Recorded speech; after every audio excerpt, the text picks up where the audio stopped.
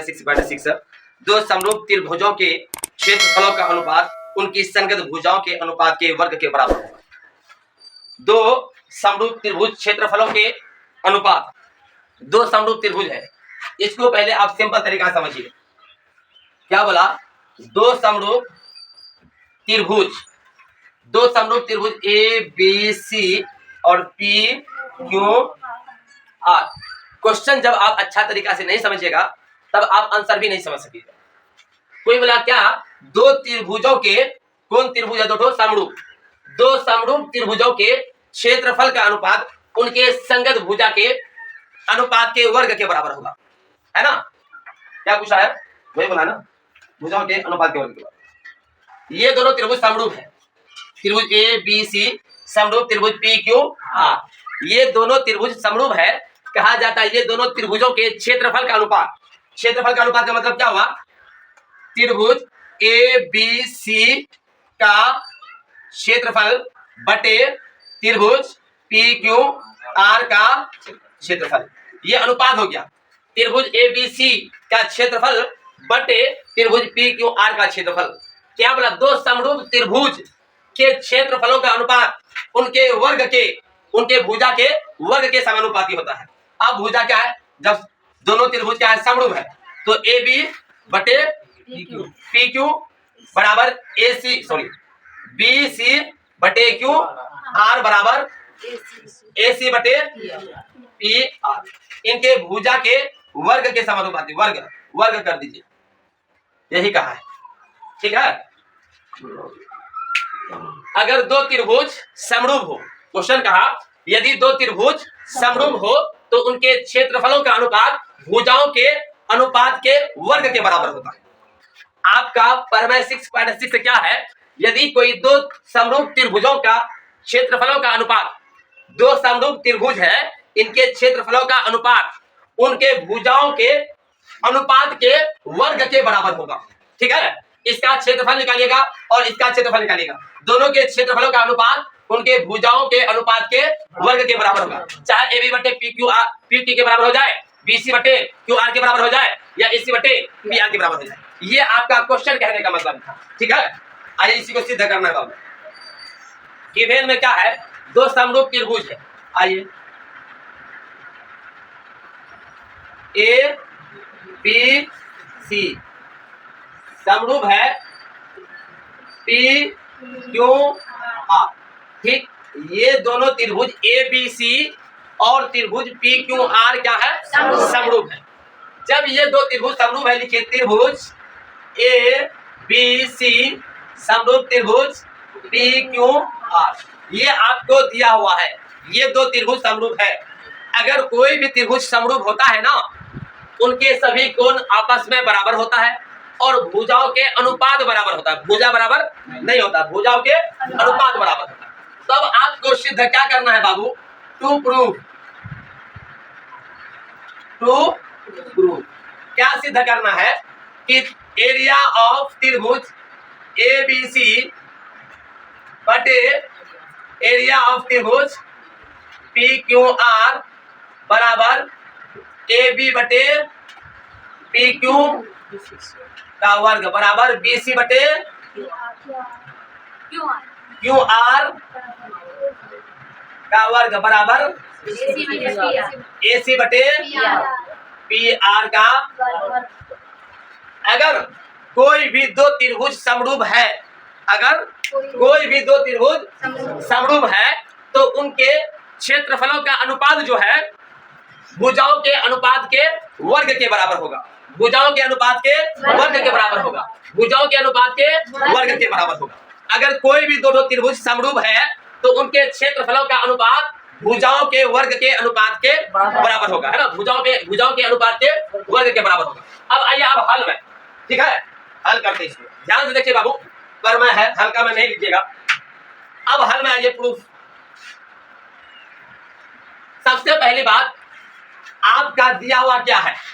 Sir दिया हुआ है त्रिभुज ए बी सी समरूप त्रिभुज पी क्यू आर, ये दिया हुआ है ना। जब त्रिभुज ए बी सी और पी क्यू आर दिया हुआ है तो सब तो कोण बराबर ना होगा। ए बराबर एंगल पी, एंगल बी बराबर एंगल क्यू और एंगल सी बराबर एंगल आर। सभी ठो कोण आपस में बराबर होगा, नहीं होगा? होगा। और सभी ठो भुजाओं का अनुपात भी बराबर होगा, नहीं होगा? हाँ, ए बी बटे पी क्यू बराबर बी सी बटे क्यू आर बराबर ए सी बटे पी आर। सभी ठो भुजाओं के अनुपात भी बराबर होगा अगर समरूप है तब, और समरूप तो दिया हुआ तो है ही। बात क्लियर? ठीक।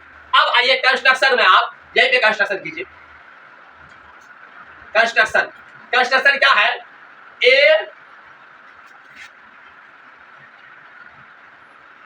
ए डी लंबा बी सी तथा पी, तुझे बोलिए, चलिए पी एम लंबा क्यू आर। देखो ये संकेत में लिख लिए, वरना आप सेंटेंस वाक्य में भी लिख सकते थे। क्यू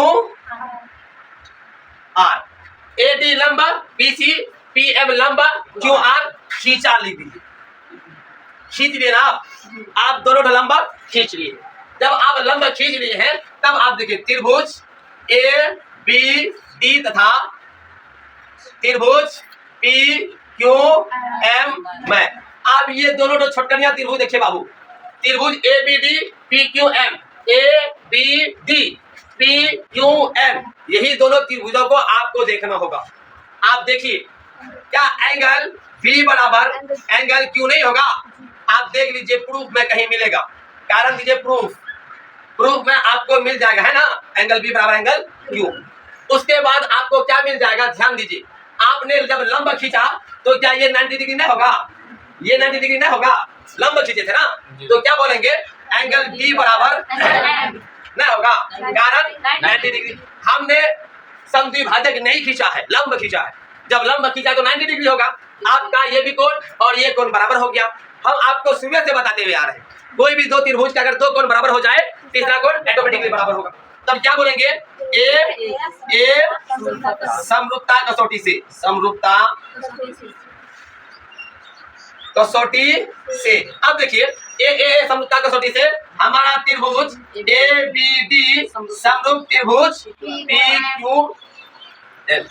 आप दोनों छोटा त्रिभुज को समरूप कर दिए हैं।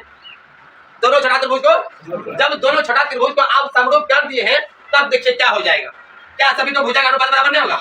ए बी बटे पी क्यू बराबर बी डी बटे क्यू एम बराबर ए डी बटे पी। समीकरण इसको फर्स्ट बोल दीजिए, अभी जरूरत पड़ेगा इसीलिए। अब देखिए ये त्रिभुज को आप समरूप कर दिए हैं।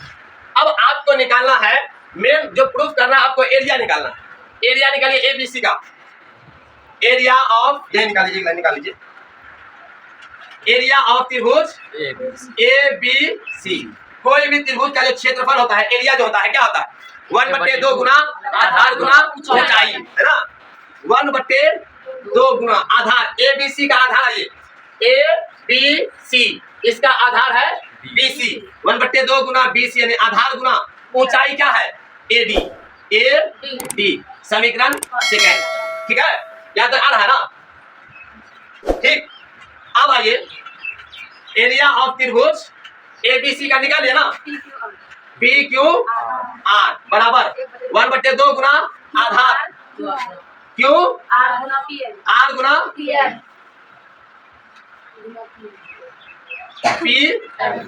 एम। समीकरण थर्ड। अब थोड़ा सा ध्यान दीजिए बाबू, आपको करना क्या होगा, निकालना क्या था? एरिया ऑफ त्रिभुज ए बी सी बटे एरिया ऑफ त्रिभुज पी क्यू आर बराबर। अब देखिए दोनों बराबर कीजिए, एरिया ऑफ इसका भी निकाल लिए है, ए बी सी का भी एरिया निकाले हैं, पी क्यू आर का भी एरिया निकाले।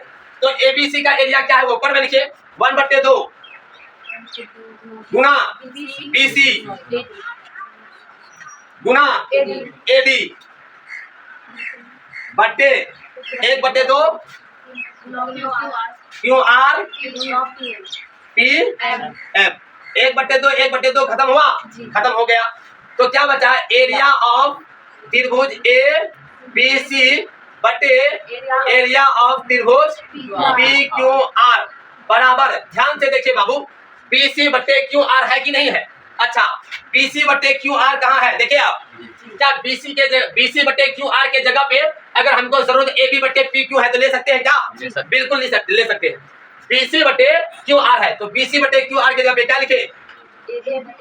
ए बी बटे पी क्यू लिख लिए ना, गुना है ना, यही है ना, घबराइए नहीं, ये गुना है, यहाँ भी गुना है, एडी बटे पी एम। क्या एडी बटे पी एम देखिए ये है, एडी बटे पी एम है, क्या एडी बटे पी एम के बदले हम ए बी बटे पी क्यू लिख सकते हैं? लिख सकते हैं। यहाँ भी लिखे ए बी बटे पी क्यू, ये इसका मान हम ये लेते आए, कारण दीजिएगा ना सर, यहाँ कारण तो समीकरण फर्स्ट बोल देंगे लेकिन यहाँ कारण कुछ नहीं है, डायरेक्ट प्रूफ नहीं, जहाँ पे समीकरण ए दे सकते हैं बिल्कुल आप समीकरण ए दे दीजिएगा नाम बोलने के लिए, बोलिएगा कारण दे दीजिएगा यहाँ पे ए और समीकरण एक फर्स्ट सी है ना, ठीक है। बीसी बटे क्यू आर, बीसी बटे क्यू आर है ना, इसके बदले ए बी बटे पी क्यू लीजिए, उसके बाद है एडी बटे पी एम, एडी बटे पी एम की जगह पे ए बी बटे पी क्यू लिखिए। अब क्या लिखिएगा आप? एरिया ऑफ त्रिभुज ए बी सी बटे एरिया ऑफ त्रिभुज पी क्यू आर बराबर ए बी गुना ए बी स्क्वायर बटे पी क्यू गुना पी क्यू स्क्वायर। इसी को लिखेगा एरिया ऑफ त्रिभुज ए बी सी बटे एरिया ऑफ त्रिभुज पी क्यू आर बराबर ए बी बटे पी क्यू का, जिस प्रकार से एक भुजा का अनुपात बराबर लाए ना उसी प्रकार से सभी भुजाओं का अनुपात बराबर हो जाएगा। अतः करके ये लिख लीजिए आप, अतः एरिया ऑफ त्रिभुज ए बी सी बटे एरिया ऑफ त्रिभुज पी क्यू आर बराबर ए बी बटे पी क्यू का स्क्वायर बराबर बी सी बटे क्यू आर का स्क्वायर बराबर ए सी बटे पी आर का। जिस प्रकार से आप ये ठोलाए उसी प्रकार से ये सभी आ सकता है। ध्यान दीजिए, सबसे पहले आप क्या किए, कंस्ट्रक्शन कर करके दोनों ठो में लंब डाले, लंब डाल के दोनों छोटा जो त्रिभुज बना दोनों को आप क्या कर दिए? समरूप कर दिए। समरूप करने के बाद जो भुजा का अनुपात बराबर आया वो अनुपात को और ये अनुपात को ध्यान में हमेशा रखना है। ध्यान में रख करके दोनों का क्षेत्रफल निकाले, जहां चेंज करने का मन हुआ चेंज करके आपका आंसर आ गया।